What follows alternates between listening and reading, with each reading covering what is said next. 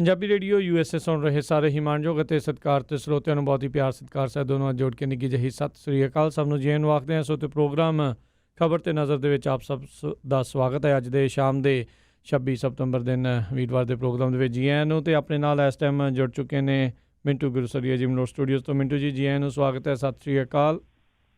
ਸ਼ੁਕਰੀਆ ਜੀ, ਸਭਨਾਂ ਨੂੰ ਸਤਿ ਸ਼੍ਰੀ ਅਕਾਲ ਜੀ। ਸਾਡੇ ਅੱਜ ਦੇ ਪ੍ਰੋਗਰਾਮ ਖਬਰ ਤੇ ਨਜ਼ਰ ਸ਼ਾਮ ਦੇ ਇਸ ਪ੍ਰੋਗਰਾਮ ਨੂੰ ਸਪਾਂਸਰ ਕਰਦੇ ਨੇ ਖਾਲਸਾ ਇੰਸ਼ੋਰੈਂਸ ਏਜੰਸੀ ਵਾਲੇ, ਜਿਨ੍ਹਾਂ ਦੇ ਕੋਲੋਂ ਤੁਸੀਂ ਹਰ ਇੱਕ ਤਰੀਕੇ ਦੀ ਇੰਸ਼ੋਰੈਂਸ ਕਰਵਾ ਸਕਦੇ ਹੋ। ਇੰਸ਼ੋਰੈਂਸ ਬਾਰੇ ਪਤਾ ਕਰਨ ਲਈ ਕਾਲ ਕਰੋ ਨੰਬਰ 408 272 2500 ਦੇ ਉੱਤੇ। ਇਸ ਦੇ ਨਾਲ ਗੁਰਦੀਪ ਸਿੰਘ ਵਰਦੀ ਕਲੋਵਿਸ, Satnam Singh Shergill ਸੈਲਮਾ, Sukhwinder Singh, Jasvir Kaur Fremont, Jarnail Singh ਲਿਨਵੁੱਡ, Ranveer Singh Rana Bakersfield, Jagtar Singh Anandpuri Fremont, Manjeet Singh ਦੀਵਾਨਾ ਫਰੈਜ਼ਨੋ, ਬਲਰਾਜ ਕੌਰ ਸਹੋਤਾ ਸੈਲਮਾ। ਇਹਨਾਂ ਸਾਰਿਆਂ ਦਾ ਬਹੁਤ ਬਹੁਤ ਧੰਨਵਾਦ। ਜੇਕਰ ਤੁਸੀਂ ਜਾਂ ਕੋਈ ਹੋਰ ਕਾਰੋਬਾਰ ਇਸ ਪ੍ਰੋਗਰਾਮ ਨੂੰ ਸਪਾਂਸਰ ਕਰਨਾ ਚਾਹੁੰਦੇ ਹੋ, ਸੰਪਰਕ ਕਰ ਸਕਦੇ ਹੋ ਨੰਬਰ 408 722 7698 4087227698 ਦੇ ਉੱਤੇ। ਮਿੰਟੂ ਜੀ, ਗੱਲਬਾਤ ਦਾ ਸਿਲਸਿਲਾ ਸ਼ੁਰੂ ਕਰਦੇ। ਕਹਿੰਦੇ ਭਾਜਪਾ ਦੇ ਲੀਡਰਾਂ ਨੇ ਹੀ ਭੱਠਾ ਬਿਠਾਇਆ ਹੈ ਦਿਵਾਲੀਏ ਹੋਏ ਬੈਂਕ ਦਾ।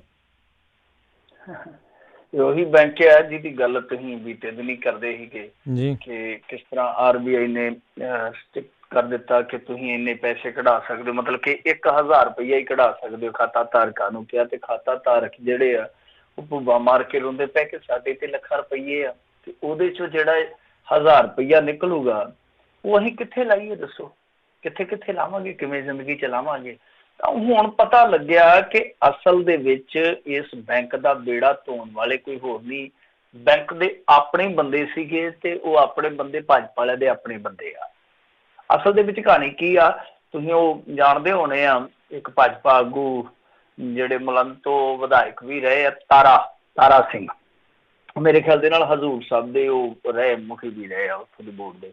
ਤਾਂ ਉਹ ਤਾਰਾ ਸਿੰਘ ਦਾ ਮੁੰਡਾ ਹੀ ਇਸ ਟਾਈਮ ਇਹ ਬੈਂਕ ਚਲਾ ਰਿਹਾ ਸੀਗਾ, ਮਤਲਬ ਕਿ ਭਾਜਪਾ ਵਿਧਾਇਕ ਦਾ ਜਿਹੜਾ ਸਪੁੱਤਰ ਆ ਉਹੀ ਇਸ ਬੈਂਕ ਦਾ ਸੰਚਾਲਕ ਸੀਗਾ। ਮੁੱਢ ਇਹਨਾਂ ਨੇ ਬੰਨਿਆ ਕਿਉਂਕਿ ਤਾਰਾ ਸਿੰਘ ਦਾ ਜਿਹੜਾ ਬਜ਼ੁਰਗ ਸੀਗਾ ਜਾਨੀ ਪਿਤਾ ਸੀਗਾ, ਉਹਨੇ ਇਸ ਬੈਂਕ ਨੂੰ ਹੋਂਦ 'ਚ ਲਿਆਂਦਾ ਸੀਗਾ। ਤੇ ਉਸ ਤੋਂ ਬਾਅਦ ਫਿਰ ਹੋਇਆ ਕੀ ਆ ਕਿ ਇਹਨਾਂ ਨੇ ਬਹੁਤ ਵੱਡੇ ਵੱਡੇ ਬੰਦਿਆਂ ਨੂੰ ਪੈਸੇ ਆ ਜਿਹੜੇ ਉਹ ਦੇ ਦਿੱਤੇ, ਮਤਲਬ ਕਿ ਕੰਪਨੀਆਂ ਨੂੰ, ਜਿੱਦਾਂ ਅੱਜ ਕੱਲ੍ਹ ਚੱਲਦਾ ਹੀ NPA, ਤੁਹਾਨੂੰ ਪਤਾ ਖੇਡ ਕਿਸ ਤਰ੍ਹਾਂ ਦੀ ਖੇਡੀ ਜਾਂਦੀ ਆ ਕਿ ਲੋਕਾਂ ਤੋਂ ਪੈਸਾ ਕਢਾ ਕੇ NPA ਦੇ ਰੂਪ ਦੇ ਵਿੱਚ ਮੁੜ ਕੇ ਖਾ ਲਿਆ ਜਾਂਦਾ। ਉਹਦੇ 'ਚੋਂ ਕੁਛ ਕਮਿਸ਼ਨ ਉੱਧਰ ਚੱਲ ਜਾਂਦਾ, ਕੁਛ ਉੱਧਰ ਚੱਲ ਜਾਂਦਾ। ਤਾਂ ਇੱਦਾਂ ਦੱਸਦੇ ਆ ਕਿ ਕਈ ਹਜ਼ਾਰ ਕਰੋੜ ਰੁਪਈਆ, ਜਿਹੜਾ ਲਗਭਗ 3000 ਕਰੋੜ ਰੁਪਈਆ ਦੱਸਦੇ ਆ ਜਿਹੜੇ ਉੱਥੋਂ ਦੇ ਖਾਤਾ ਧਾਰਕ ਆ, ਕਿ 3000 ਕਰੋੜ ਰੁਪਈਆ ਇਸ ਤਰ੍ਹਾਂ ਠੱਗ ਲਿਆ ਗਿਆ। ਹਾਲਾਂਕਿ ਜਿਹੜਾ ਦਵਿੰਦਰ ਫੜਨਵੀਸ ਆ ਉਹ ਇਸ ਟਾਈਮ ਬਹੁਤ ਛਿੱਤਾ ਪਿਆ ਹੋਇਆ ਕਿਉਂਕਿ ਉਹ ਰਣਜੀਤ ਸਿੰਘ ਨੂੰ ਟਿਕਟ ਦੇਣ ਜਾ ਰਿਹਾ ਸੀ, ਤਾਰਾ ਸਿੰਘ ਦੇ ਮੁੰਡੇ ਨੂੰ ਵੀ ਬਹੁਤ ਵੱਡੇ ਪੱਧਰ ਤੇ ਪ੍ਰਚਾਰ ਕੀਤਾ ਜਾ ਰਿਹਾ ਸੀਗਾ। ਪਰ ਇਸ ਮਾਮਲੇ ਨੇ ਹੁਣ ਇਹਨਾਂ ਨੂੰ ਹਿਲਾ ਕੇ ਰੱਖ ਦਿੱਤਾ ਕਿਉਂਕਿ ਇਹਨਾਂ ਦਾ ਆਪਣਾ ਹੀ ਜਿਹੜਾ ਇੱਕ ਵਿਧਾਇਕ ਆ, ਸ਼ਾਇਦ ਨੇਤਾ ਮੇਰੇ ਖਿਆਲ ਦੇ ਨਾਲ ਲੋਕ ਸਭਾ ਦਾ, ਕਿਰਟ ਸਮਈਆ, ਉਹਨੇ ਵੀ ਕਾਫੀ ਇਸ ਮਸਲੇ ਤੇ ਆਪਣੇ ਹੀ ਬੰਦਿਆਂ ਦੇ ਖਿਲਾਫ ਪ੍ਰਚਾਰ ਕੀਤਾ। ਉਹ ਖਾਤਾ ਧਾਰਕਾਂ ਦੇ ਨਾਲ ਖੜਾ, ਜਿਹੜੇ ਪੀੜਤ ਉਹਨਾਂ ਦੇ ਨਾਲ ਖੜਾ, ਕਿਰਟ ਸਮਈਆ ਮੇਰੇ ਖਿਆਲ ਦੇ ਨਾਲ ਲੋਕ ਸਭਾ ਦਾ ਪਿਛਲਾ ਮੈਂਬਰ ਸੀਗਾ। ਤਾਂ ਉਹਨੇ ਵੀ ਵੱਡੇ ਪੱਧਰ ਤੇ ਆਪਣੇ ਇਹਨਾਂ ਬੰਦਿਆਂ ਦੀ ਆਲੋਚਨਾ ਕੀਤੀ ਆ। ਤਾਂ ਕੁੱਲ ਮਿਲਾ ਕੇ ਤੁਸੀਂ ਦੇਖ ਲਓ ਕਿ ਕਿਸ ਤਰ੍ਹਾਂ ਇਹ ਸਭ ਕੁਝ ਚੱਲਦਾ। ਹੁਣ ਜਾਂਚ ਪੜਤਾਲ ਹੋਣੀ ਚਾਹੀਦੀ ਆ ਕਿ ਜਿਸ ਤਰ੍ਹਾਂ ਦੇ ਦੋਸ਼ ਲੱਗਦੇ ਆ ਕਿ ਇਹਨਾਂ ਨੇ ਆਪਣੇ ਬੰਦੇ ਜਾਂ ਆਪਣੇ ਕੰਪਨੀਆਂ ਨੂੰ 3000 ਕਰੋੜ ਰੁਪਈਆ ਦੇ ਕੇ ਭੱਠਾ ਬਿਠਾਲ ਦਿੱਤਾ, ਤਾਂ ਇਹਦੀ ਜਾਂਚ ਪੜਤਾਲ ਹੋਣੀ ਚਾਹੀਦੀ ਆ ਕਿਉਂਕਿ ਇਹੋ ਜਿਹੇ ਮਾਮਲੇ ਆ ਜਿਹੜੇ ਕੁਛ ਵਿੱਤੀ ਏਜੰਸੀਆਂ ਹੁੰਦੀਆਂ ਜਿਹੜੀਆਂ ਉਹ ਪੜਚਾਲ ਲੈਂਦੀਆਂ ਨੇ, ਪੜਚੋਲ ਲੈਂਦੀਆਂ ਨੇ। ਉਹਦੇ ਵਿੱਚ ਜੇ ਕੋਈ ਖਾਮੀ ਪੇਸ਼ੀ ਹੈ, ਜੇ ਕੋਈ ਉਹਦੇ ਵਿੱਚ ਬੇਈਮਾਨੀ ਆ, ਸਾਫ਼ ਪਤਾ ਲੱਗ ਜਾਂਦਾ ਤਾਂ ਦੇਖਣਾ ਚਾਹੀਦਾ। ਔਰ ਦੂਜੀ ਗੱਲ ਇਹ ਆ ਕਿ ਕੁਛ ਰਾਹਤ ਦਿੱਤੀ RBI ਨੇ, ਮੇਰੇ ਖਿਆਲ ਨਾਲ 1000 ਤੋਂ ਵਧਾ ਕੇ 10000 ਰੁਪਈਆ ਕਰ ਦਿੱਤਾ ਕਿ 10000 ਰੁਪਈਆ ਲੈ ਲਓ ਔਰ ਉਸ ਤੋਂ ਬਾਅਦ ਤੁਸੀਂ 2-4 ਦਿਨ 5 ਦਿਨ ਦੇ ਬ੍ਰੈਡ ਪਕੌੜੇ ਲੈ ਆਇਓ, ਆਰਾਮ ਨਾਲ ਟੇਬਲ ਤੇ ਰੱਖੋ ਤੇ ਫਿਰ ਟੈਲੀਵਿਜ਼ਨ ਲਾ ਲਓ, ਟੈਲੀਵਿਜ਼ਨ ਤੇ ਹਿੰਦੂ ਮੁਸਲਮਾਨ ਦੀ ਬੈਠ ਦੇਖੀ ਚਲੋ। ਜੀ, ਉਹਦੇ ਲਈ ਤਾਂ ਸਾਰੇ ਤਿਆਰ ਹੀ ਆ ਜੀ ਇਹ ਕੰਮ ਨੂੰ। ਅਗਲੀ ਜਿਹੜੀ ਮਿੰਟੂ ਜੀ ਗੱਲ ਕਰੀਏ, ਕਹਿੰਦੇ CBI ਦੀ ਆਪਸੀ ਜਿਹੜੀ ਕਲੇਸ਼ ਆ ਫਿਰ ਸਾਹਮਣੇ ਆਈ ਆ। ਹਾਂ ਬਿਲਕੁਲ, ਪਿਛਲੇ ਸਾਲ ਵੀ ਤੁਹਾਨੂੰ ਪਤਾ ਹੀ ਆ ਕਿ ਇੱਕ ਤਮਾਸ਼ਾ ਸ਼ੁਰੂ ਹੋਇਆ ਸੀ, ਬਾਅਦ ਦੇ ਵਿੱਚ ਉਹ ਤਮਾਸ਼ਾ ਧਮੱਚੜ ਬਣ ਗਿਆ। 2 ਅਫਸਰ ਅਲੋਕ ਵਰਮਾ ਤੇ ਰਕੇਸ਼ ਅਸਥਾਨਾ ਐਸੇ ਟਕਰਾਏ ਕਿ ਪ੍ਰਧਾਨ ਮੰਤਰੀ ਨੂੰ ਦਖਲ ਦੇਣਾ ਪਿਆ। ਪ੍ਰਧਾਨ ਮੰਤਰੀ ਦਾ ਦਫ਼ਤਰ ਸਿੱਧੇ ਤੌਰ ਤੇ ਮੈਦਾਨ 'ਚ ਆਇਆ। ਉਸ ਤੋਂ ਬਾਅਦ ਫਿਰ ਜੋ ਤਮਾਸ਼ਾ ਹੋਇਆ, ਜੋ ਵਾਪਰਿਆ, ਉਹ ਇੱਕ ਮੈਂ ਕਹੂੰਗਾ ਕਿ ਆਪਣੇ ਆਪ ਦੇ ਵਿੱਚ ਇਤਿਹਾਸ 'ਚ ਦਰਜ ਆ ਤਾਂ ਹੁਣ ਇੱਕ ਵਾਰੀ ਫੇਰ ਇੱਕ ਇਦਾਂ ਦਾ ਹੀ ਝਗੜਾ ਜਿਹੜਾ ਉਹ ਲੋਕਾਂ ਦੇ ਵਿੱਚ ਆ ਗਿਆ ਵਾ। SP ਰੈਂਕ ਦਾ ਇੱਕ ਅਧਿਕਾਰੀ ਸਿੱਧੇ ਤੌਰ ਤੇ ਜੁਆਇੰਟ ਡਾਇਰੈਕਟਰ ਦੇ ਵਿਰੋਧ ਦੇ ਵਿੱਚ ਨਿੱਤਰਿਆ। ਉਹ ਕਹਿੰਦਾ ਕਿ ਇਹ ਜਿਹੜਾ ਜੁਆਇੰਟ ਡਾਇਰੈਕਟਰ ਆ ਇਹ ਫਰਜ਼ੀ ਮੁਕਾਬਲੇ ਦੇ ਵਿੱਚ ਸ਼ਾਮਲ ਸੀਗਾ। ਦੋਸ਼ ਲਾਇਆ ਗਿਆ ਕਿ ਝਾਰਖੰਡ ਦੇ ਵਿੱਚ 14 ਨਿਰਦੋਸ਼ ਬੰਦਿਆਂ ਨੂੰ ਮਾਰਿਆ ਗਿਆ ਸੀਗਾ ਇਸ ਫੇਕ ਇਨਕਾਊਂਟਰ ਦੇ ਵਿੱਚ। ਤੇ ਇਹ ਤੁਸੀਂ ਆਪ ਹੀ ਅੰਦਾਜ਼ਾ ਲਾ ਲਓ ਕਿ ਕਿੰਨਾ ਖਤਰਨਾਕ ਦੋਸ਼ ਆ ਕਿ ਝਾਰਖੰਡ ਦੇ ਵਿੱਚ 14 ਬੰਦਿਆਂ ਦਾ ਫੇਕ ਇਨਕਾਊਂਟਰ ਕੀਤਾ ਗਿਆ ਤੇ ਉਹਦੇ ਵਿੱਚ ਜੁਆਇੰਟ ਡਾਇਰੈਕਟਰ ਤੇ ਹੀ ਦੋਸ਼ ਲਗਾਇਆ ਜਾ ਰਿਹਾ। ਦੋਸ਼ ਕੋਈ ਸਧਾਰਨ ਬੰਦਾ ਮੇਰੇ ਵਰਗਾ ਜਾਂ ਤੁਹਾਡੇ ਵਰਗਾ ਨਹੀਂ ਲਾ ਰਿਹਾ, ਦੋਸ਼ ਲਾ ਰਿਹਾ SP ਰੈਂਕ ਦਾ ਬੰਦਾ ਜਿਹੜਾ ਕਿ ਖੁਦ CBI ਦਾ ਹਿੱਸਾ ਵਾ। ਤਾਂ ਹੁਣ ਇੱਕ ਵਾਰੀ ਫਿਰ ਉਦੋਂ ਤੇ ਪ੍ਰਧਾਨ ਮੰਤਰੀ ਦਫ਼ਤਰ ਜਿਹੜਾ ਸੀਗਾ ਉਹ ਐਕਟਿਵ ਹੋ ਗਿਆ ਸੀਗਾ। ਹੁਣ ਵੀ ਇਹਨਾਂ ਨੂੰ ਇਸ ਗੱਲ ਦਾ ਇਸ ਤਰ੍ਹਾਂ ਦੇ ਦੋਸ਼ ਲੱਗਣ ਡਏ ਆ, ਉਹਨਾਂ ਦੇ ਵਿੱਚ ਸੱਚਾਈ ਕਿੰਨੀ ਕੁ ਆ? ਕਿਉਂਕਿ ਇਸ ਤਰ੍ਹਾਂ ਦੇ ਦੋਸ਼ ਠੀਕ ਹੈ ਜਦੋਂ ਲੜਾਈ ਝਗੜਾ ਹੁੰਦਾ ਦੋਸ਼ ਲੱਗਦੇ ਆ, ਪਰ ਇਹਨਾਂ ਦੋਸ਼ਾਂ ਦੇ ਵਿੱਚ ਸੱਚ ਕਿੰਨਾ ਹੈ, ਹਕੀਕਤ ਕਿੰਨੀ ਹੈ, ਜਾਂਚ ਪੜਤਾਲ ਕਰਵਾਉਣੀ ਚਾਹੀਦੀ ਆ। ਬਾਕੀ CBI ਦਾ ਤਾਂ ਵਾਕਿਆ ਹੁਣ ਜਿੱਦਾਂ ਕਹਿ ਸਕਦੇ ਆ ਨਾ ਕਿ ਕੋਈ ਤੱਗ ਨਹੀਂ ਰਹਿ ਗਿਆ। ਮਾੜਾ ਮੋਟਾ ਜੋ ਬਚਿਆ ਸੀਗਾ ਉਹ ਇਹਨਾਂ ਦੇ ਆਪਸੀ ਝਗੜੇ ਨੇ ਖਤਮ ਕਰ ਦਿੱਤਾ, ਕਿਉਂਕਿ ਪਹਿਲਾਂ ਸਿਆਸਤ ਨੇ CBI ਨੂੰ ਇਹੋ ਜਿਹਾ ਹੌਲਿਆ ਕੀਤਾ ਕਿ ਸੁਪਰੀਮ ਕੋਰਟ ਵੀ ਕਹਿੰਦੀ ਕਿ ਪਿੰਜਰੇ ਦਾ ਤੋਤਾ ਬਾਹਰ। ਤੇ CBI ਉਹ CBI ਹੈ ਜਦੋਂ ਜੋਗਿੰਦਰ ਸਿੰਘ ਵਰਗੇ ਡਾਇਰੈਕਟਰ ਹੁੰਦੇ ਸੀ ਤੇ CBI ਦੀ ਖਬਰ ਛਪਦਿਆਂ ਹੀ ਲੋਕ ਅੱਖਾਂ ਗੱਡ ਕੇ ਖਬਰ ਪੜ੍ਹਦੇ ਹੁੰਦੇ ਸੀਗੇ ਕਿ CBI ਹੁਣ ਕਿਹਦੇ ਪਿੱਛੇ ਪੈ ਗਈ ਹੈ। ਇੰਨੀ ਦਹਿਸ਼ਤ ਸੀਗੀ। ਅੱਜ ਦੀ ਤਰੀਕ 'ਚ CBI ਇੱਕ ਮਜ਼ਾਕ ਬਣ ਗਈ ਆ, ਮਜ਼ਾਕ। ਉਹ ਜਿਵੇਂ ਡਾਇਲੋਗ ਹੁੰਦਾ ਨਹੀਂ ਦਿਆ ਮਜ਼ਾਕ, ਤੇ ਉਸੇ ਤਰ੍ਹਾਂ ਦਾ ਹੀ ਇੱਕ ਇਹਨਾਂ ਨੇ ਇਹਦਾ ਸਟੇਟਸ ਬਣਾ ਦਿੱਤਾ। ਖਾਸ ਤੌਰ ਤੇ ਸਿਆਸਤਦਾਨਾਂ ਨੇ, ਖਾਸ ਤੌਰ ਤੇ ਅਫਸਰਸ਼ਾਹੀ ਨੇ ਇਸ CBI ਨੂੰ ਇੰਨਾ ਜ਼ਿਆਦਾ ਹੌਲਿਆ ਕਰ ਦਿੱਤਾ ਕਿ ਲੋਕ ਹੁਣ ਇਹਦਾ ਨੋਟਿਸ ਹੀ ਨਹੀਂ ਲੈਂਦੇ। ਜੀ ਜੀ ਬਿਲਕੁਲ। ਅਗਲੀ ਆਪਾਂ ਮਿੰਟੂ ਜੀ ਗੱਲ ਕਰਦੇ, ਕਹਿੰਦੇ ਸੰਘ ਦੇ ਕਾਰਕੁਨਾਂ ਨੇ ਇੱਕ ਫਿਲਮ ਨੂੰ ਵਿਖਾਉਣ ਤੋਂ ਰੋਕਿਆ। ਦੇਖੋ ਇਹ ਮਾਮਲਾ ਹੈਗਾ ਕੇਰਲ ਦਾ। ਕੇਰਲ ਦੇ ਵਿੱਚ ਕੋਈ ਫਿਲਮ ਸੀਗੀ, ਦਸਤਾਵੇਜ਼ੀ ਫਿਲਮਾਂ ਜਿੱਦਾਂ ਹੁੰਦੀਆਂ ਨੇ, ਛੋਟੀਆਂ ਫਿਲਮਾਂ, ਤਾਂ ਉਹ ਫਿਲਮ ਬਣਾ ਕੇ ਕਿਸੇ ਨੇ ਵਿਖਾਉਣੀ ਸੀ ਨਿਰਦੇਸ਼ਕ ਨੇ, ਪਰ ਉਹਨੂੰ ਇਜਾਜ਼ਤ ਨਹੀਂ ਮਿਲੀ। ਉਹ ਕਹਿੰਦਾ ਕਿ ਮੈਨੂੰ ਕਈ ਟੈਲੀਫੋਨ ਆਏ ਹਨ ਤੇ ਇਸ ਲਈ ਉਹ ਫਿਲਮ ਨਹੀਂ ਦਿਖਾ ਸਕਣਗੇ। ਮਤਲਬ ਕਿ ਥ੍ਰੈਟ ਕੀਤਾ ਗਿਆ ਹੋਏਗਾ। ਜਿਹੜੇ ਟੈਲੀਫੋਨ ਉਹ ਗੱਲ ਕਰਦਾ ਕਿ ਆਏ ਆ ਉਹ ਸਿੱਧੇ ਤੌਰ ਤੇ ਧਮਕੀ ਵਾਲੇ ਟੈਲੀਫੋਨ ਹੋਣਗੇ ਕਿ ਜੇ ਤੂੰ ਫਿਲਮ ਰਿਲੀਜ਼ ਕੀਤੀ ਤੇ ਛੇਤਰਾਂ ਦਾ ਆਪਦਾ ਹਿਸਾਬ ਲਾ ਲਈ ਕਿੰਨੇ ਵਰਦੇ ਆ। ਤਾਂ ਇਹ ਜਿਹੜੀ ਫਿਲਮ ਸੀਗੀ ਅਸਲ ਦੇ ਵਿੱਚ ਇਹ ਨੋਟਬੰਦੀ ਤੇ ਹੀ ਆਧਾਰਿਤ ਫਿਲਮ ਹੈ। ਦਸਤਾਵੇਜ਼ੀ ਫਿਲਮ ਜਿਹੜੀ ਆ ਇੱਕ ਚਾਹ ਵਿਕਰੇਤਾ ਦੀ ਕਹਾਣੀ ਆ। ਉਹਦੇ ਕੋਲ ਜਿਹੜੀ ਜਮ੍ਹਾਂ ਕੀਤੀ ਹੋਈ ਪੂੰਜੀ ਸੀਗੀ ਉਹ ਬੇਕਾਰ ਹੋ ਗਈ। ਫਿਰ ਉਹਨੇ ਉਹ ਸਾਰੇ ਪੈਸੇ ਸਾੜ ਦਿੱਤੇ ਸੀਗੇ। ਉਸ ਤੋਂ ਬਾਅਦ ਆਪਦਾ ਸਿਰ ਜਿਹੜਾ ਆ ਉਹ ਮੁਨਾ ਲਿਆ ਸੀਗਾ। ਸਿਰ ਜਿਹੜਾ ਸੀਗਾ ਬਿਲਕੁਲ ਘੋਨ ਮੁਨ ਕਰਾ ਲਿਆ। ਤੇ ਇਸ ਤਰ੍ਹਾਂ ਇੱਕ ਨੋਟਬੰਦੀ ਦਾ ਸਿੰਬੋਲਿਕ ਚਿਨਾਤਮਕ ਵਿਰੋਧ ਸੀਗਾ ਉਹ ਬਹੁਤ ਜ਼ਬਰਦਸਤ। ਤਾਂ ਉਹਦਾ ਫਿਲਮਾਂਕਣ ਕੀਤਾ ਗਿਆ ਤੇ ਇਹ ਫਿਲਮ ਜਿਹੜੀ ਸੀਗੀ ਉਹ ਸਾਨੂੰ ਕਮਲ ਨੇ ਬਣਾਈ ਸੀਗੀ। ਨਿਰਦੇਸ਼ਕ ਸਾਨੂੰ ਕਮਲ ਕਾਫੀ ਇਸ ਤਰ੍ਹਾਂ ਦੀ ਉਹ ਕਲਾਕ੍ਰਿਤੀ ਕਰਦੇ ਆ, ਪਰ ਹੁਣ ਉਹਨਾਂ ਨੇ ਇਸ ਫਿਲਮ ਨੂੰ ਦਿਖਾਉਣ ਤੋਂ ਇਨਕਾਰ ਕਰ ਦਿੱਤਾ। ਔਰ ਯਾਦ ਹੋਣਾ ਕਿ ਜੂਨ ਦੇ ਵਿੱਚ ਵੀ ਜੋ ਤਿਰੂਵਨੰਤਪੁਰਮ ਦੇ ਵਿੱਚ ਇੱਕ ਕੌਮਾਂਤਰੀ ਦਸਤਾਵੇਜ਼ੀ ਅਤੇ ਛੋਟੀਆਂ ਫਿਲਮਾਂ ਦਾ ਤਿਉਹਾਰ ਮਨਾਇਆ ਗਿਆ ਸੀਗਾ। ਉਸ ਮੌਕੇ ਤੇ ਉਸ ਫੈਸਟੀਵਲ ਦੇ ਵਿੱਚ ਵੀ ਆਨੰਦ ਪਟਵਰਧਨ ਦੀ ਇੱਕ ਫਿਲਮ ਵਿਵੇਕ ਬਣਾ ਕੇ ਜਿਹੜੀ ਬਹੁਤ ਵਧੀਆ ਫਿਲਮ ਬਣੀ ਸੀ, ਵਿਖਾਉਣ ਤੇ ਰੋਕ ਲਾ ਦਿੱਤੀ ਗਈ ਸੀਗੀ।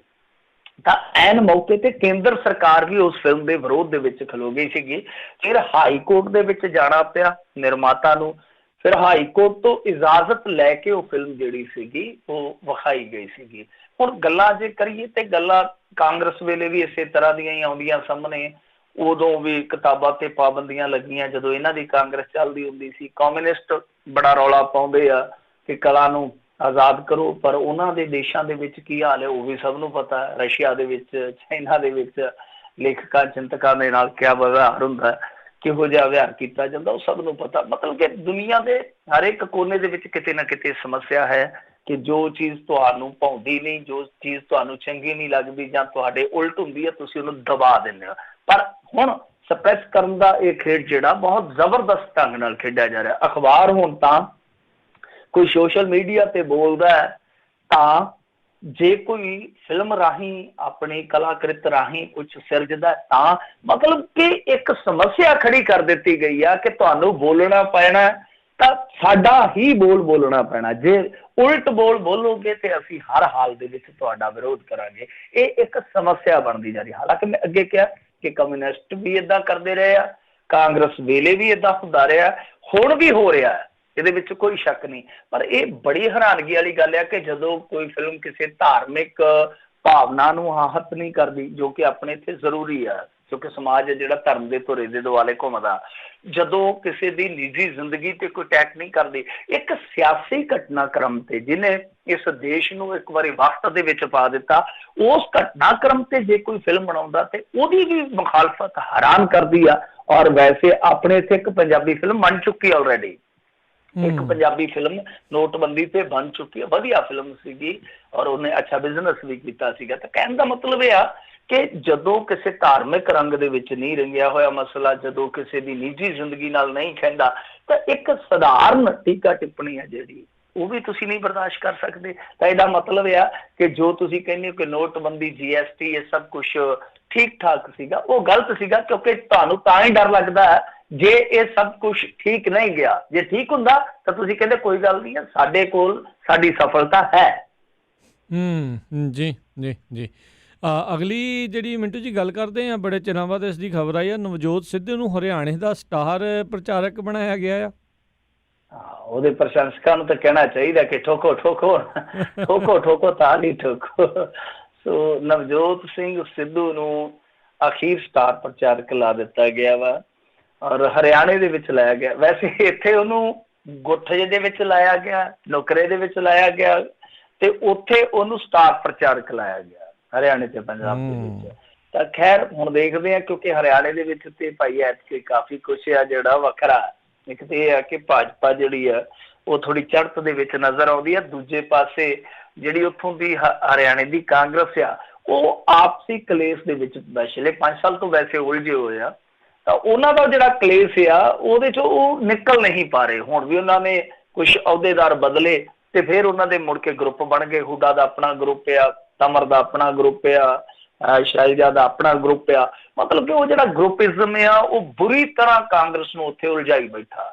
ਤਾਂ ਉਸ ਗਰੁੱਪਿਜ਼ਮ ਦੇ ਦਰਮਿਆਨ ਨਵਜੋਤ ਸਿੰਘ ਸਿੱਧੂ ਵਰਗਾ ਬੰਦਾ ਜਾ ਕੇ ਸਟਾਰ ਪ੍ਰਚਾਰਕ ਦੇ ਤੌਰ ਤੇ ਕੋਈ ਕ੍ਰਿਸ਼ਮਾ ਕਰਦਾ ਤੇ ਬੜੀ ਹੈਰਾਨਗੀ ਹੋਏਗੀ। ਫਿਰ ਚਮਤਕਾਰ ਹੋਏਗਾ।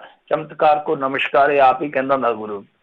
ਤਾਂ ਖੈਰ ਦੇਖਣਾ ਇਹਦਾ। ਦੂਸਰੇ ਪਾਸੇ ਹੁਣ ਭਾਜਪਾ ਤੇ ਅਕਾਲੀਆਂ ਦੀ ਤੜਕ ਕਰਕੇ ਟੁੱਟ ਗਈ ਆ।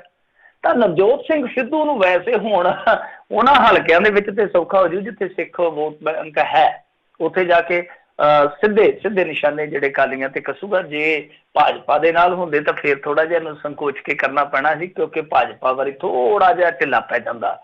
ਤਾਂ ਦੇਖਦੇ ਆ ਸਿੱਧੂ ਕੀ ਉੱਥੇ ਗੁਲ ਖਿਲਾਉਂਦਾ, ਸਿੱਧੂ ਦਾ ਕ੍ਰਿਸ਼ਮਾ ਚੱਲਦਾ ਜਾਂ ਨਹੀਂ ਚੱਲਦਾ। ਜੇ ਨਵਜੋਤ ਸਿੰਘ ਸਿੱਧੂ ਉੱਥੇ ਕਮਾਲ ਕਰ ਜਾਂਦਾ, ਸਟਾਰ ਪ੍ਰਚਾਰਕ ਆ, ਭਾਜਪਾ ਦੇ ਵਿੱਚ ਰਹਿ ਚੁੱਕਾ, ਹਰਿਆਣੇ ਦੇ ਵਿੱਚ ਇਹ ਪਿਛਲੀ ਦਫਾ ਤੁਹਾਨੂੰ ਯਾਦ ਹੋਣਾ ਉੱਥੋਂ ਹੀ ਇਹਦਾ ਅਕਾਲੀਆਂ ਦੇ ਨਾਲ ਕੜਪਤਨ ਵਾਲਾ ਜਿਹੜਾ ਸੁਭਾਅ ਸੀਗਾ ਉਹ ਪ੍ਰਗਟ ਹੋਇਆ ਸੀਗਾ ਜੀ। ਇਹ ਯਾਦ ਰੱਖਿਓ, ਜਦੋਂ ਪਿਛਲਾ ਇਲੈਕਸ਼ਨ ਸੀਗਾ ਨਾ ਹਰਿਆਣੇ 'ਚ, ਉੱਥੋਂ ਹੀ ਸਿੱਧੂ ਖੁੱਲ ਕੇ ਅਕਾਲੀਆਂ ਦੇ ਖਿਲਾਫ ਬੋਲਣ ਲੱਗਾ ਸੀਗਾ। ਤਾਂ ਉੱਥੇ ਉਸੇ ਜਗ੍ਹਾ ਤੇ ਉਸੇ ਰਣ ਭੂਮੀ ਦੇ ਵਿੱਚ ਜਾ ਕੇ ਸਿੱਧੂ ਜੇ ਕਮਾਲ ਕਰ ਦਿੰਦਾ ਤਾਂ ਮੇਰੇ ਖਿਆਲ ਦੇ ਨਾਲ ਇੱਥੇ ਪੰਜਾਬ ਦੇ ਵਿੱਚ ਜੋ ਉਹਦਾ ਨੁਕਸਾਨ ਹੋਇਆ ਸਿਆਸੀ ਤੌਰ ਤੇ ਕੈਪਟਨ ਅਮਰਿੰਦਰ ਸਿੰਘ ਦੇ ਗਰੁੱਪ ਨੇ ਕੀਤਾ, ਫਿਰ ਸ਼ਾਇਦ ਉਹਦੇ ਤੋਂ ਥੋੜਾ ਜਿਹਾ ਨਵਜੋਤ ਸਿੰਘ ਸਿੱਧੂ ਉੱਭਰ ਜਾਊਗਾ। ਜੀ ਜੀ ਜੀ। ਅਗਲੀ ਜਿਹੜੀ ਆਪਾਂ ਗੱਲ ਕਰਦੇ, ਕਹਿੰਦੇ ਮਜੀਠੀਆ ਤੇ ਬਾਦਲ ਹੁਣਾਂ ਨੇ ਹੁਣ ਜਿਹੜਾ ਰਣਜੀਤ ਸਿੰਘ ਕਮਿਸ਼ਨ ਆ ਉਸ ਉੱਤੇ ਚੁੱਕੀ ਆ ਉਂਗਲ। ਦੇਖੋ ਰਣਜੀਤ ਸਿੰਘ ਕਮਿਸ਼ਨ ਵਾਲਾ ਮਾਮਲਾ ਕੀ ਆ ਕਿ ਰਣਜੀਤ ਸਿੰਘ ਕਮਿਸ਼ਨ ਹੋਰਾਂ ਨੇ ਇਹਨਾਂ ਤੇ ਕੇਸ ਪਾਇਆ ਹੋਇਆ, ਮੁਕੱਦਮਾ ਪਾਇਆ ਹੋਇਆ। ਤਾਂ ਹੁਣ ਇਹ ਉਹਦੇ ਵਿੱਚ ਉਲਝੇ ਹੋਏ ਆ। ਜਵਾਬ ਤੁਹਾਨੂੰ ਪਤਾ ਹੀ ਆ ਫਿਰ ਦੇਣਾ ਪੈਂਦਾ ਜਿਹੜਾ ਵੀ ਬੰਦਾ ਉਲਝ ਜਾਂਦਾ। ਤਾਂ ਹੁਣ ਇਹ ਉਹਦੇ ਤੇ ਸਵਾਲ ਉਠਾ ਰਹੇ ਆ ਕਮਿਸ਼ਨ ਤੇ ਹੀ। ਇਹ ਕਹਿੰਦੇ ਆ ਕਿ ਉਹਨਾਂ ਦਾ ਜਿਹੜਾ ਕਾਰਜਕਾਲ ਸੀਗਾ ਉਹ 30 ਅਗਸਤ 2018 ਨੂੰ ਖਤਮ ਹੋ ਗਿਆ। ਤਾਂ ਇਹਦਾ ਮਤਲਬ ਹੈ ਕਿ ਉਹ ਨਹੀਂ ਰਹੇ, ਕਮਿਸ਼ਨ ਦੇ ਮੁਖੀ ਨਹੀਂ ਰਹੇ। ਤੇ ਕੋਈ ਵੀ ਕਮਿਸ਼ਨ ਦਾ ਜਿਹੜਾ ਸਾਬਕਾ ਮੁਖੀ ਕਹਿ ਲਓ ਜਾਂ ਮੈਂਬਰ ਕਹਿ ਲਓ, ਹਾਈ ਕੋਰਟ ਦੇ ਵਿੱਚ ਇਸ ਪ੍ਰਕਿਰਤੀ ਦੀ ਸ਼ਿਕਾਇਤ ਦਾਇਰ ਕਰ ਹੀ ਨਹੀਂ ਸਕਦਾ। ਮਤਲਬ ਕਿ ਜਿੱਦਾਂ ਉਹਨਾਂ ਨੇ ਇੱਕ ਕਮਿਸ਼ਨ ਦੀ ਹੈਸੀਅਤ ਦੇ ਨਾਲ ਸ਼ਿਕਾਇਤ ਦਰਜ ਕਰਵਾਈ ਆ, ਉਹ ਕਰਵਾ ਹੀ ਨਹੀਂ ਸਕਦੇ ਕਿਉਂਕਿ ਉਹਨਾਂ ਦਾ ਜਿਹੜਾ ਕਾਰਜਕਾਲ ਸੀਗਾ ਉਹ ਖਤਮ ਹੋ ਚੁੱਕਾ ਸੀਗਾ। ਤਾਂ ਇਹ ਹੁਣ ਦੇਖਣਾ ਹੋਏਗਾ ਕਿ ਅੱਗੇ ਜਾ ਕੇ ਇਸ ਮਾਮਲੇ ਤੇ ਰਿਪਲਾਈ ਇਹਨਾਂ ਦੇ ਜਵਾਬ ਦੇ ਵਿੱਚ ਕੀ ਆਉਂਦਾ। ਪਰ ਮੇਰੇ ਖਿਆਲ ਦੇ ਨਾਲ ਮਸਲਾ ਇੱਥੇ ਨਹੀਂ ਖੜਨਾ, ਮਸਲਾ ਤੇ ਪਿੱਛੇ ਤੱਕ ਜਾਏਗਾ ਕਿਉਂਕਿ ਜਦੋਂ ਕਮਿਸ਼ਨ ਦਾ ਗਠਨ ਹੋਇਆ ਸੀਗਾ ਇਹ ਤੇ ਸਵਾਲ ਉਸੇ ਟਾਈਮ ਹੀ ਕਰਨ ਲੱਗ ਪਏ ਸਨ, ਉਸੇ ਟਾਈਮ ਹੀ ਟੀਕਾ ਟਿੱਪਣੀਆਂ ਹੋਣ ਲੱਗ ਪਈਆਂ ਸੀਗੀਆਂ। ਤਾਂ ਇਹ ਦੇਖਿਆ ਜਾਊਗਾ ਪਿੱਛੇ ਜਾ ਕੇ ਕਿ ਜਦੋਂ ਕਮਿਸ਼ਨ ਐਕਟਿਵ ਸੀਗਾ, ਸਰਗਰਮ ਸੀਗਾ, ਜਦੋਂ ਉਹ ਇੱਕ ਕਮਿਸ਼ਨ ਐਕਟ ਦੇ ਅਧਿਕਾਰ ਖੇਤਰ 'ਚ ਸੀਗਾ, ਕੀ ਉਸ ਟਾਈਮ ਵੀ ਟਿੱਪਣੀਆਂ ਹੋਈਆਂ ਸੀਗੀਆਂ ਜਾਂ ਨਹੀਂ ਹੋਈਆਂ। ਜੇ ਉਦੋਂ ਟਿੱਪਣੀਆਂ ਨਹੀਂ ਹੋਈਆਂ ਤੇ ਉਹਨਾਂ ਦੇ ਕਮਿਸ਼ਨ ਦੇ ਵਕਫੇ ਤੋਂ ਬਾਅਦ ਹੋਈਆਂ ਫਿਰ ਸਥਿਤੀ ਕੁਛ ਬਦਲ ਸਕਦੀ ਹੈ। ਬਹਰਹਾਲ ਦੇਖਦੇ ਹਾਂ, ਇਹ ਮਾਮਲਾ ਕਾਨੂੰਨੀ ਨੁਕਤੇ ਨਿਗਾਹ ਤੋਂ ਵੇਖੀਏ ਤੇ ਕਾਫੀ ਦਿਲਚਸਪ ਆ। ਜੀ ਜੀ। ਅਗਲੀ ਜਿਹੜੀ ਗੱਲ ਕਰਦੇ, ਕਹਿੰਦੇ ਮਾਤਾ ਚੰਦ ਕੌਰ ਦੇ ਮਾਮਲੇ ਦੇ ਵਿੱਚ ਪਹਿਲੀ ਗ੍ਰਿਫਤਾਰੀ ਹੋਈ ਆ, ਇਹ ਵਾਹਵਾ ਹੀ ਸਮਾਂ ਲੱਗ ਗਿਆ। ਹਾਂਜੀ, ਕਾਫੀ ਸਮਾਂ ਲੱਗ ਗਿਆ। ਇਹ ਉਦੋਂ ਹੀ ਹੱਤਿਆਵਾਂ ਹੋਈਆਂ ਜਿਹੜੀਆਂ ਮੇਰੇ ਖਿਆਲ ਦੇ ਨਾਲ ਇੱਕ ਉਹ ਹੋਈ ਸੀ ਗਗਨੇਜਾ ਦੀ, ਚੰਦ ਕੌਰ ਦੇ, ਤੇ ਲੁਧਿਆਣੇ ਦੇ ਵਿੱਚ 2 ਪ੍ਰੇਮੀ ਮਾਰ ਦਿੱਤੇ ਗਏ ਸੀ। ਇਹ ਉਦੋਂ ਦੀਆਂ ਘਟਨਾਵਾਂ ਨੇ, ਲਗਭਗ ਮੇਰੇ ਖਿਆਲ ਦੇ ਨਾਲ 3 ਸਾਲ ਹੋ ਗਏ ਆ ਇਹਨਾਂ ਘਟਨਾਵਾਂ ਨੂੰ, 3-3 4-4 ਸਾਲ ਹੋ ਗਏ ਆ। ਤਾਂ ਖੈਰ ਬੜੀ ਲੇਟ ਪ੍ਰੋਗਰੈਸ ਕੀਤੀ ਹੈ ਇਸ ਮਾਮਲੇ ਦੇ ਵਿੱਚ ਏਜੰਸੀਆਂ ਨੇ, ਕਿਉਂਕਿ ਜਾਂਚ ਪੜਤਾਲ ਜਿਹੜੀ ਉਹ CBI ਨੂੰ ਦੇ ਦਿੱਤੀ ਸੀਗੀ ਸਰਕਾਰ ਨੇ ਸਤੰਬਰ 2017 ਦੇ ਵਿੱਚ। ਤਾਂ ਇਹ ਹੁਣ ਜਾਂਚ ਪੜਤਾਲ ਅੱਗੇ ਵਧੀ ਆ। ਇਹਦੇ ਵਿੱਚ ਦੱਸਦੇ ਆ ਕਿ ਜਲੰਧਰ ਟਿਫਨ ਬੰਬ ਧਮਾਕੇ ਦੇ ਵਿੱਚ ਜਿਹੜਾ ਕੋਈ ਮਾਮਲੇ 'ਚ ਦੋਸ਼ੀ ਆ ਪਲਵਿੰਦਰ ਸਿੰਘ ਉਰਫ ਡਿੰਪਾ, ਉਹਨੂੰ ਪ੍ਰੋਡਕਸ਼ਨ ਵਾਰੰਟ ਤੇ ਲਿਆ ਗਿਆ ਹੈ। ਮਤਲਬ ਕਿ ਪ੍ਰੋਡਕਸ਼ਨ ਵਾਰੰਟ ਦਾ ਮਤਲਬ ਹੁੰਦਾ ਕਿ ਕੋਈ ਬੰਦਾ ਪਹਿਲਾਂ ਹੀ ਹਿਰਾਸਤ ਦੇ ਵਿੱਚ ਆ, ਜੇਲ੍ਹ ਦੇ ਵਿੱਚ ਆ, ਤਾਂ ਉਹਨੂੰ ਰਿਮਾਂਡ ਤੇ ਜਿੱਦਾਂ ਲੈਣਾ ਤਾਂ ਪ੍ਰੋਡਕਸ਼ਨ ਵਾਰੰਟ ਉਹਨੂੰ ਕਹਿੰਦੇ ਆ, ਜਾਂ ਉਹਨੂੰ ਹਿਰਾਸਤ ਦੇ ਵਿੱਚ ਲੈਣਾ ਉਸਨੇ ਪੁੱਛਗਿੱਛ ਵਾਸਤੇ ਤਾਂ ਉਹਨੂੰ ਪ੍ਰੋਡਕਸ਼ਨ ਵਾਰੰਟ ਤੇ ਲਿਆ ਕੇ ਫਿਰ ਪੁੱਛਗਿੱਛ ਕੀਤੀ ਜਾਂਦੀ ਹੈ। ਤੇ ਦੱਸਦੇ ਆ ਕਿ ਪੋਲੀਗ੍ਰਾਫ ਟੈਸਟ ਦੇ ਦੌਰਾਨ ਪਤਾ ਲੱਗਿਆ ਕਿ ਮਾਤਾ ਚੰਦ ਕੌਰ ਨੂੰ ਗੋਲੀ ਮਾਰਨ ਵਾਲੇ ਜਿਹੜੇ ਹਮਲਾਵਰ ਆ ਉਹਨਾਂ ਬਾਰੇ ਇਸ ਬੰਦੇ ਨੂੰ ਪਤਾ ਵਾ, ਕਿਉਂਕਿ ਇਹਨਾਂ ਦੇ ਪੋਲੀਗ੍ਰਾਫ ਟੈਸਟ ਹੋਏ ਸੀਗੇ। ਇਹ ਟਿਫਨ ਬੰਬ ਵਾਲਾ ਮਾਮਲਾ ਤੁਹਾਨੂੰ ਪਤਾ ਹੀ ਹੈ ਕਿ ਜਲੰਧਰ ਦੇ ਵਿੱਚ ਇੱਕ ਕਾਰ 'ਚ ਟਿਫਨ ਬੰਬ ਫਟਿਆ ਸੀਗਾ। ਉਦੋਂ ਵਾਹ ਵੱਡਾ ਸੰਗੀਤ ਸੰਮੇਲਨ ਵੀ ਚੱਲਦਾ ਪਿਆ ਸੀਗਾ ਜਿੱਥੇ ਨਾਮਧਾਰੀਆਂ ਦੇ ਇੱਕ ਧੜੇ ਦੇ ਗੁਰੂ ਨੇ ਆਉਣਾ ਸੀਗਾ। ਤਾਂ ਉੱਥੇ ਇਹ ਧਮਾਕਾ ਹੋਇਆ। ਉਸ ਤੋਂ ਬਾਅਦ ਭੇਤ ਖੁੱਲਿਆ ਕਿ ਇਹ ਬੰਬ ਧਮਾਕਾ ਸ਼ਾਇਦ ਉੱਥੇ ਕੀਤਾ ਜਾ ਰਿਹਾ ਸੀਗਾ। ਤਾਂ ਉਸ ਤੋਂ ਬਾਅਦ ਫਿਰ ਇਹ ਸਾਰੀਆਂ ਚੀਜ਼ਾਂ ਖੁੱਲਣੀਆਂ ਸ਼ੁਰੂ ਹੋਈਆਂ ਕਿਉਂਕਿ ਇਹਨਾਂ ਦੇ ਤੁਹਾਨੂੰ ਪਤਾ ਹੀ 2 ਗਰੁੱਪ ਚੱਲਦੇ ਪਏ ਆ। ਤਾਂ ਹੁਣ ਇਸ ਮਸਲੇ ਦੇ ਵਿੱਚ ਸਾਰਿਆਂ ਦੀ ਅੱਖ ਰਹੂਗੀ, ਸਾਰਿਆਂ ਦੀ ਨਿਗਾਹ ਰਹੂਗੀ ਇਸ ਜਾਂਚ ਪੜਤਾਲ ਤੇ ਕਿ ਜੇ ਇੱਥੋਂ ਜਾਂਚ ਪੜਤਾਲ ਅੱਗੇ ਤੁਰ ਪੈਂਦੀ ਆ ਤੇ ਫਿਰ ਸ਼ਾਇਦ ਅਗਾਂਹ ਤੱਕ ਉਹਨਾਂ ਹੱਥਾਂ ਤੀਕ ਵੀ ਪਹੁੰਚ ਸਕਦੀ ਹੈ ਜਿਨ੍ਹਾਂ ਹੱਥਾਂ ਨੇ ਕਤਲ ਕਰਵਾਇਆ ਜਾਂ ਹੱਥ ਉਹ ਜਿਨ੍ਹਾਂ ਨੇ ਹੱਥ ਘੁਮਾ ਕੇ ਕਿਹਾ ਕਿ ਕਤਲ ਕਰ ਦਿਓ। ਜੀ ਜੀ ਜੀ। ਅਤੇ ਮਿੰਟੂ ਜੀ, ਅਗਲੀ ਜੇ ਆਪਾਂ ਗੱਲ ਕਰੀਏ ਤਾਂ ਜਿਹੜੇ ਸਰਕਾਰੀ ਮੁਲਾਜ਼ਮ ਆ ਉਹ ਵੀ ਹੁਣ ਸੜਕਾਂ ਦੇ ਉੱਤੇ ਕਹਿੰਦੇ ਨਿਕਲੇ, ਉਹਨਾਂ ਨੇ ਸਾਰਿਆਂ ਨੇ ਇਕੱਠੀ ਛੁੱਟੀ ਮਾਰ ਕੇ ਕੰਮਕਾਰ ਠੱਪ ਕੀਤਾ ਸੀ। ਸਰਕਾਰੀ ਮੁਲਾਜ਼ਮਾਂ ਦੀਆਂ ਆਪਣੀਆਂ ਸਮੱਸਿਆਵਾਂ ਨੇ ਜੀ, ਉਹਨਾਂ ਸਮੱਸਿਆਵਾਂ ਦਾ ਹੱਲ ਨਹੀਂ ਹੋ ਰਿਹਾ। ਇਹ ਤੇ ਸਲਾਹਕਾਰ ਲਾਈ ਜਾਂਦੇ ਆ, ਉਹਨਾਂ ਦੀਆਂ ਤਨਖਾਹਾਂ ਫਸ ਜਾਂਦੀਆਂ, ਉਹਨਾਂ ਨੂੰ ਰੈਗੂਲਰਾਈਜ਼ ਨਹੀਂ ਕੀਤਾ ਜਾਂਦਾ, ਜਿਹੜੇ ਕੱਚੇ ਆ। ਬਹੁਤ ਸਾਰੀਆਂ ਸਮੱਸਿਆਵਾਂ ਨੇ ਮੁਲਾਜ਼ਮਾਂ ਦੀਆਂ। ਸੋ ਇਹ ਆਪਣੇ ਢੰਗ ਨਾਲ ਕੰਮਕਾਰ ਕਰੀ ਜਾਂਦੇ, ਪਰ ਮੁਲਾਜ਼ਮਾਂ ਦੀਆਂ ਜਿਹੜੀਆਂ ਸਮੱਸਿਆਵਾਂ ਨੇ ਉਹ ਬਹੁਤ ਜ਼ਿਆਦਾ ਨੇ। ਪੇ ਕਮਿਸ਼ਨ ਵੀ ਤੁਸੀਂ ਦੇਖ ਲਓ ਕਿ ਜਿਸ ਤਰੀਕੇ ਨਾਲ ਇਹ ਆਪਣੇ ਪੇ ਦੇ ਕਮਿਸ਼ਨ ਜਿਹੜੇ ਆ ਉਹ ਕਰੀ ਜਾਂਦੇ, ਪੇ ਵੀ ਤੇ ਕਮਿਸ਼ਨ ਵੀ, ਪਰ ਦੂਸਰੇ ਪਾਸੇ ਮੁਲਾਜ਼ਮਾਂ ਬਾਰੇ ਇਹ ਢਿੱਲੇ ਹੋ ਜਾਂਦੇ। ਸੋ ਮੁਲਾਜ਼ਮ ਕੀ ਕਰਨ। ਹੁਣ ਆਪਾਂ ਵੇਖਿਆ ਹੀ ਨਾ ਪਿੱਛੇ ਜੇ ਚਰਨਜੀਤ ਭੁੱਲਰ ਹੋਰਾਂ ਦੀ ਇੱਕ ਸਟੋਰੀ ਲੱਗੀ ਸੀਗੀ ਜੀ, ਉਹਦੇ ਵਿੱਚ ਕੀ ਆ ਕਿ ਐਕਟ ਤੇ 2 ਵਾਰੀ ਟੈਟ ਪਾਸ ਜਿਹੜੇ ਬੇਰੁਜ਼ਗਾਰ ਆ ਉਹ ਸੰਗਰੂਰ ਦੇ ਵਿੱਚ ਜਾ ਕੇ ਨੌਕਰੀ ਮੰਗਣ ਬਦਲੇ ਡਾਂਗਾ ਖਾ ਰਹੇ ਆ।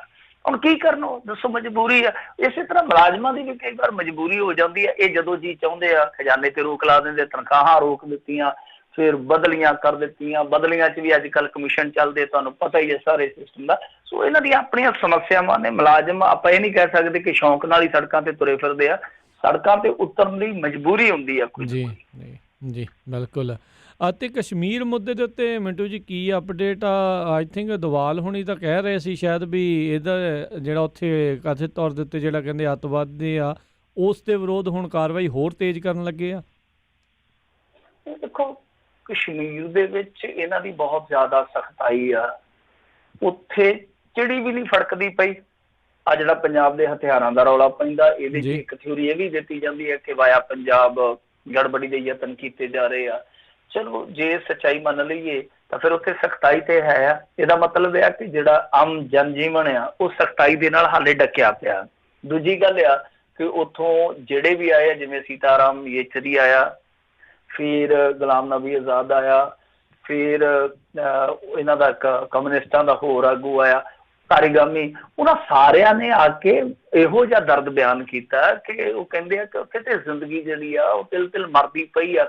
ਯੂਨੀਵਰਸਿਟੀਆਂ ਦੇ ਵਿੱਚ ਵੀ, ਕੁਛ ਯੂਨੀਵਰਸਿਟੀਆਂ ਦੇ ਵਿੱਚ ਵੀ ਵਿਦਿਆਰਥੀ ਆ ਜਿਹੜੇ ਖਾਸ ਤੌਰ ਤੇ ਕਸ਼ਮੀਰੀ ਵਿਦਿਆਰਥੀ ਪ੍ਰੋਟੈਸਟ ਕਰਦੇ ਪਏ ਆ ਕਿ ਸਾਡੀ ਉੱਥੋਂ ਦੀ ਜ਼ਿੰਦਗੀ ਨੂੰ ਨੂੜਿਆ ਗਿਆ, ਸਖਤਾਈਆਂ ਦੀਆਂ ਜ਼ੰਜੀਰਾਂ ਦੇ ਵਿੱਚ ਉਹਨੂੰ ਖੋਲ੍ਹਿਆ ਜਾਵੇ, ਚੱਲਣ ਦਿੱਤਾ ਜਾਵੇ। ਤਾਂ ਕਹਿਣ ਦਾ ਮਤਲਬ ਹੈ ਕਿ ਉੱਥੇ ਦੇਖੋ ਲਗਭਗ 50ਵਾਂ ਦਿਨ ਚੜ੍ਹਨ ਵਾਲਾ ਹੈ, ਹੋਰ 2-3 ਦਿਨਾਂ ਨੂੰ 50ਵਾਂ ਦਿਨ ਚੜ੍ਹ ਜੂਗਾ। ਤਾਂ ਉਹ 50 ਦਿਨ ਜਿਹੜੇ ਆ ਉਹ ਉਸੇ ਤਰ੍ਹਾਂ ਦੇ ਹੀ ਆ ਜਿੱਥੋਂ ਸ਼ੁਰੂ ਹੋਏ ਸੀਗੇ। ਹਾਲੇ ਤੱਕ ਠੀਕ ਆ, ਢਿੱਲ ਦੇ ਦਿੱਤੀ, ਲੈਂਡਲਾਈਨ ਚਲਾ ਦਿੱਤੇ, ਉਹਦੇ ਨਾਲ ਗੱਲ ਨਹੀਂ ਬਣਦੀ। ਸਕੂਲਾਂ ਦੇ ਵਿੱਚ ਬੱਚੇ ਆ ਹੀ ਨਹੀਂ ਰਹੇ। ਇੰਨਾ ਜ਼ਿਆਦਾ ਖੌਫ ਹੈ ਆਬਾਦੀ ਦੇ ਵਿੱਚ ਕਿ ਬੱਚੇ ਸਕੂਲਾਂ 'ਚ ਖੁੱਲ੍ਹ ਕੇ ਆ ਨਹੀਂ ਰਹੇ। ਜਦੋਂ ਤੁਹਾਡੇ ਬੱਚੇ ਹੀ ਇਹ ਮਹਿਸੂਸ ਕਰਦੇ ਆ ਕਿ ਮਾਹੌਲ ਆ ਜਿਹੜਾ ਸਾਜ਼ਗਾਰ ਨਹੀਂ ਹੈ, ਸਾਡੇ ਪੜ੍ਹਨ ਵਾਸਤੇ ਸਭ ਕੁਝ ਠੀਕ ਠਾਕ ਨਹੀਂ ਹੈ, ਤਾਂ ਤੁਸੀਂ ਅੰਦਾਜ਼ਾ ਲਾ ਲਓ ਕਿ ਫਿਰ ਉੱਥੇ ਸੁਰੱਖਿਅਤ ਕੌਣ ਮਹਿਸੂਸ ਕਰਦਾ ਹੋਊਗਾ। ਜਦੋਂ ਇੱਕ ਬੱਚਾ ਡਰਿਆ ਮਹਿਸੂਸ ਕਰਦਾ ਤਾਂ ਇਹਦਾ ਮਤਲਬ ਹੈ ਕਿ ਉੱਥੇ ਡਰ ਦਾ ਆਲਮ ਬਹੁਤ ਜ਼ਿਆਦਾ ਹੈ। ਤਾਂ ਕਸ਼ਮੀਰ ਦੀ ਸਮੱਸਿਆ ਇਸ 370 ਨੂੰ ਹਟਾਉਣ ਦੇ ਨਾਲ ਮੈਨੂੰ ਨਹੀਂ ਲੱਗਦਾ ਕਿ ਇੱਕੋ ਝਟਕੇ 'ਚ ਹੱਲ ਹੋ ਜਾਏਗੀ। ਹਾਲੇ ਇਸ ਸਮੱਸਿਆ ਦਾ ਜਿਹੜਾ ਗੁੰਝਲਦਾਰ ਤਾਣਾ ਉਹ ਹੋਰ ਉਲਝੇਗਾ, ਇਸ ਚੀਜ਼ ਦੇ ਨਾਲ ਹੋਰ ਉਲਝੇਗਾ, ਔਰ ਕਿੰਨਾ ਕੁ ਚਿਰ ਕਰ ਰੱਖਣਗੇ। ਅਖੀਰ ਤੇ ਕੁਛ ਨਾ ਕੁਛ ਢਿੱਲ ਦੇਣੀ ਪਊਗੀ। ਤਾਂ ਢਿੱਲ ਇਸੇ ਕਰਕੇ ਨਹੀਂ ਦੇ ਰਹੇ ਕਿਉਂਕਿ ਉੱਥੇ ਡਰ ਆ ਕਿ ਲੋਕ ਜਿਹੜੇ ਆ ਬਹੁਤ ਗਿਣਤੀ 'ਚ ਸੜਕਾਂ ਤੇ ਆ ਜਾਣਗੇ। ਜੀ ਸੋ ਇੱਥੋਂ ਇਹ ਪਤਾ ਲੱਗ ਜਾਂਦਾ ਆ ਵੀ ਉੱਥੋਂ ਦੇ ਲੋਕਾਂ ਦੇ ਵਿੱਚ ਕੀ ਵਿਚਾਰਧਾਰਾ ਜਿਹੜੀ ਉਹ ਚੱਲ ਰਹੀ ਆ। ਧੱਕੇ ਦੇ ਨਾਲ ਕਿਸੇ ਨੂੰ ਗੁਲਾਮੇ 'ਚ ਲਾਉਂਗੇ, ਜੱਫੀ ਪਾਉਂਗੇ ਤਾਂ ਅਗਲੇ ਨੇ ਧੱਕੇ ਮਾਰ ਕੇ ਪਰੇ ਹੀ ਜਿਹੜਾ ਉੱਥੋਂ ਕਰਨ ਦੀ ਕੋਸ਼ਿਸ਼ ਕਰਨੀ ਆ। ਬਹੁਤ ਬਹੁਤ ਤੁਹਾਡਾ ਧੰਨਵਾਦ ਕਰਦੇ ਹਾਂ ਮਿੰਟੂ ਜੀ, ਤੁਸੀਂ ਸਾਡੇ ਨਾਲ ਜੁੜੇ, ਇਹਨਾਂ ਖਬਰਾਂ ਬਾਰੇ ਤੁਸੀਂ ਜਾਣਕਾਰੀਆਂ ਦਿੱਤੀਆਂ। ਅਗਲੀ ਵਾਰ ਤੱਕ ਲਈ ਬੜੀ ਮਿਹਰਬਾਨੀ, ਪਿਆਰ ਭਰੀ ਸਤਿ ਸ਼੍ਰੀ ਅਕਾਲ ਜੀ। ਸਤਿ ਸ਼੍ਰੀ ਅਕਾਲ ਜੀ। ਤੇ ਸਰੋਤਿਓ, ਇੱਥੇ ਸਾਡਾ ਅੱਜ ਦਾ ਇਹ ਪ੍ਰੋਗਰਾਮ ਖਬਰ ਤੇ ਨਜ਼ਰ ਹੁਣ ਸਮਾਪਤ। ਮਿਲਦੇ ਹਾਂ ਅਗਲੀ ਵਾਰ, ਉਦੋਂ ਤੱਕ ਲਈ ਮੇਰੇ ਵੱਲੋਂ ਵੀ ਤੁਹਾਨੂੰ ਸਾਰਿਆਂ ਨੂੰ ਪਿਆਰ ਸਤਿਕਾਰ ਸਨੇਗੀ ਜਿਹੀ ਸਤਿ ਸ਼੍ਰੀ ਅਕਾਲ ਜੀ। ਉਹਦੇ ਵਾਸਤੇ ਰਹੋ, ਹੱਸਦੇ ਖੇਲਦੇ ਰਹੋ, ਸੁਣਦੇ ਰਹੋ ਪੰਜਾਬੀ ਰੇਡੀਓ USA।